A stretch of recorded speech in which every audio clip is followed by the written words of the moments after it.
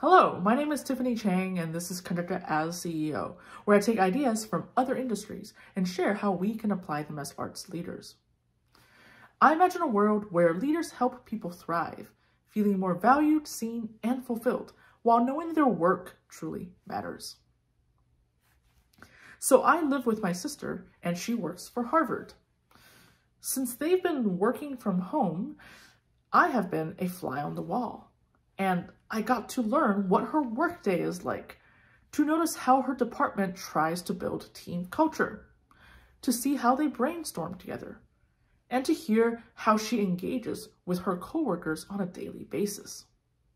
And one thing that keeps making an impression on me is my sister's one-on-one check-ins with her direct manager. This meeting happens every week at the same time. Sometimes it was on Zoom, and other times it was on the phone, depending on if her manager was away from the computer. And regardless of how, it always happened. They would have conversations about current team projects, such as getting a simple status check or solving problems they're experiencing as they arise. They would also talk about things like long-term goal planning and how my sister could think about advancing her own career. I realized that I've never had these conversations before in my life, and I wish I had even just one at every job that I've had, let alone on a weekly basis. If I think about the meetings I've had with my boss, manager, or supervisor, they are often performance review type meetings where it is often one-sided.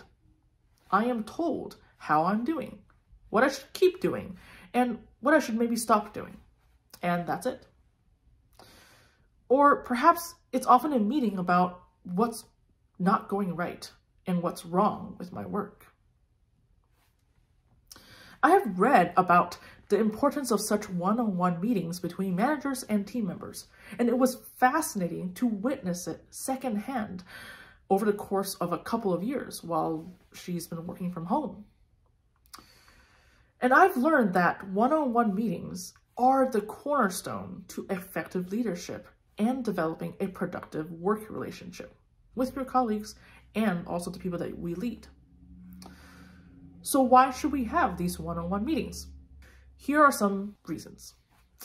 To give and receive feedback, to motivate employees, to get a pulse check on job satisfaction, to reduce barriers to success and help overcome challenges, to identify action items, to get a real-time status update on key projects, or to talk about career growth. The result of these meetings is often better employee engagement, deeper relationships between manager and team member, and increased trust within a team. These are important points of growth for the musician setting as well. So I'm curious about how we can incorporate these kinds of one-on-one meetings as a conductor, and how do we use that to cultivate a relationship with our musicians. Obviously, we can't meet with 65 people for 30 minutes every single week. It's not practical. But what if we reframed our goal and simply aimed for one meeting per season?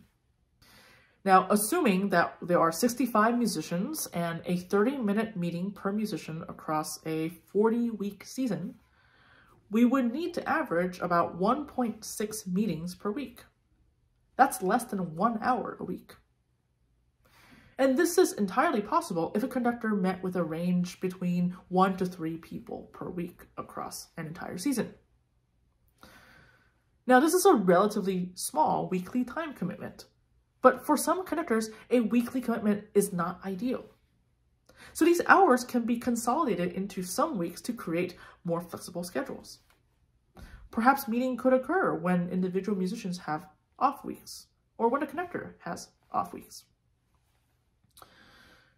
One meeting per season is a great starting point, and it may be all that we are able to manage at the beginning.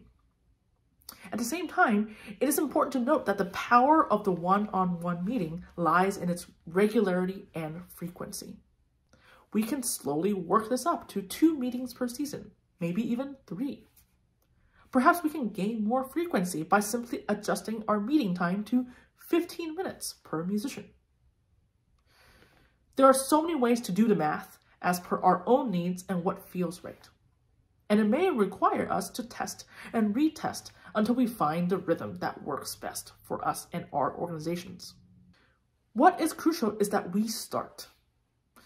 We need to start engaging our musicians beyond the financial and artistic ways. We need to see our musicians as individual people who have immediate challenges, tasks, and projects, as well as long-term goals, interests, and visions. We won't know what those things really are until we make the time and space to find out. A one-on-one meeting is one way to achieve that so we can help our people do their best work and feel like a person while doing it. Maybe this is something that we can all try to incorporate into our upcoming schedules. I will certainly be making an effort to do so. If these ideas resonate with you, please consider signing up in the link below to receive an email with each new blog post sent directly to your inbox. Thank you and have a great day.